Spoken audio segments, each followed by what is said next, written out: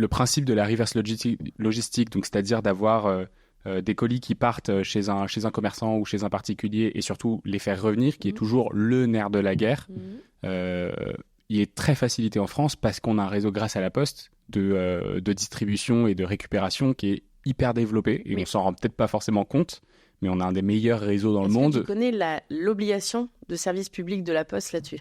Il y a un nombre de jours maximal, c'est ça ? En termes de nombre de boîtes aux lettres, c'est une boîte aux lettres à moins de 5 minutes de chaque habitant en France. Voilà. Donc même au bout de l'île aux Moines, je sais pas, à chaque fois je prends dans le golfe du Morbihan.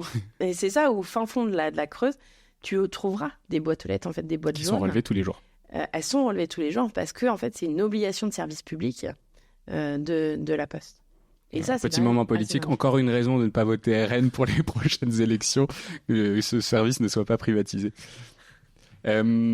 Ok, mais du coup, tu vois, pour en revenir à la question, votre activité, elle est, je sais pas qu'elle est simple, mais elle est facilitée en France grâce à ça.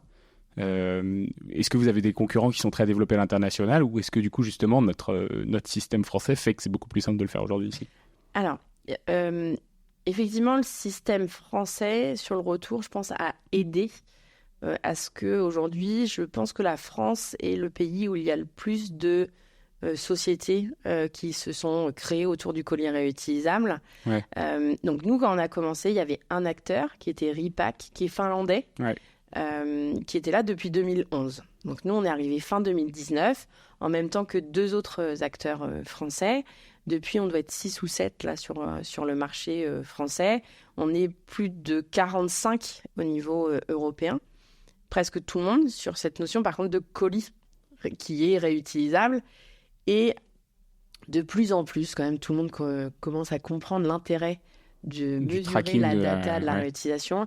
Et donc là, il y en a de plus en plus qui mesurent en fait la partie aller-retour avec des codes uniques. On est pour l'instant les seuls sur l'accompagnement à la réutilisation entre particuliers. Après, on sent que cette idée séduit très fort les e-commerçants. Aujourd'hui, Eepli, on est leader européen, alors en restant tout petit, je te donnais les chiffres du marché, avec notre 1 million de colis, même s'ils sont là pour être réutilisés. Donc, à date, on sait gérer entre déjà 1,5 million et 2 millions d'envois par an. Quand on parle de 8 milliards en Europe, on peut y aller. Ouais. On est petit leader, soyons humbles, petit leader européen, mais à vocation de devenir très grand. Et voilà, on sent cette émulsion. Et ces autres, en fait, ils sont nés dans leurs différents pays, notamment en s'appuyant pour le retour sur les lockers.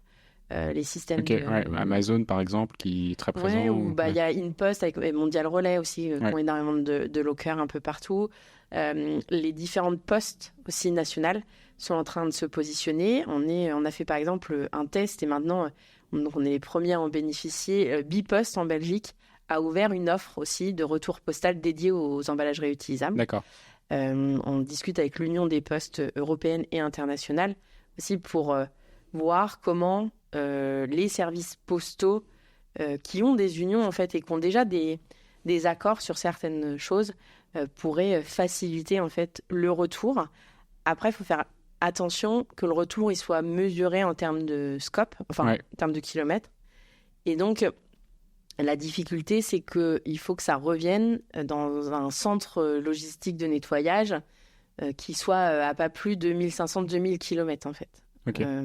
Donc, il faut grandir par règle concentrique. Et comment un colis, par exemple, qui part en Espagne, dans ton cas de tout à l'heure, parce que tu as vendu des chaussures sur Vinted, ça ne revienne pas spécialement en fait en France, mais peut-être au centre qui est de nettoyage en Espagne ou au Portugal et qui va couvrir le Nord Maghreb, par exemple, et le sud de l'Europe. Et si après, ça part aux US, là, c'est pareil. Alors là, il n'en faut pas qu'un, parce que les US et le Canada seraient trop grands. Mais comment à chaque fois tu gardes bien cet aspect impact et business aussi, puisqu'à chaque fois ça veut c'est dire... une phase 2 parce que ça a l'air sacrément complexe.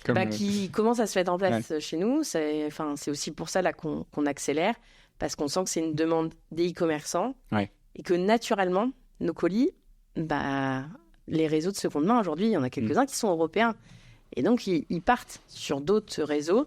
Donc, c'est pour ça que sur notre application, tu peux télécharger au cas où une étiquette pour les pays frontaliers européens où ça fait sens de les faire revenir en France.